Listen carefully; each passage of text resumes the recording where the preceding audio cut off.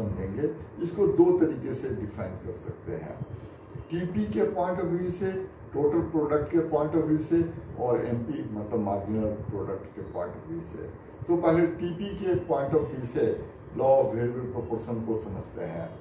When as ये statement of law है, as more and more units of variable factor are employed on the fixed factor, TP initially increases at increasing rate, then at decreasing rate, and finally it starts declining.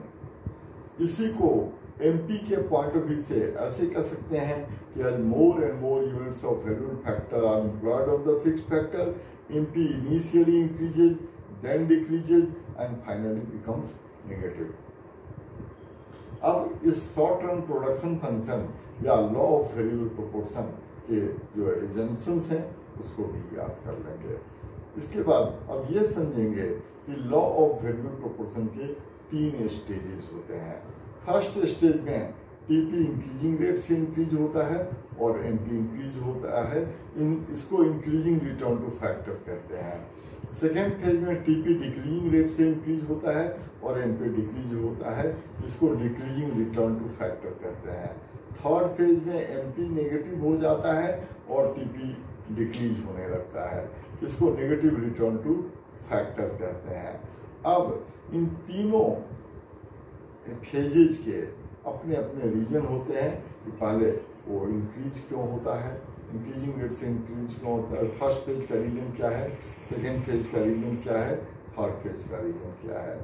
एक बात इसमें याद रखेंगे कि इस पर अक्सर एग्जाम में क्वेश्चन पूछते हैं कि एक rational form law of variable proportion के कौन से फेज में ऑपरेट करता है, तो हमेशा याद रखेंगे सेकेंड फेज में वो ऑपरेट करता है, क्योंकि एक फर्म प्रॉफिट मैक्सिमाइजर होता है। प्रॉफिट तब मैक्सिमम होता है जब टीपी मैक्सिमम होता है और टीपी मैक्सिमम होता है सेकेंड फेज में, इसलिए एक रैशनल फर्म हमेशा सेकेंड फेज में ऑपरेट करता है।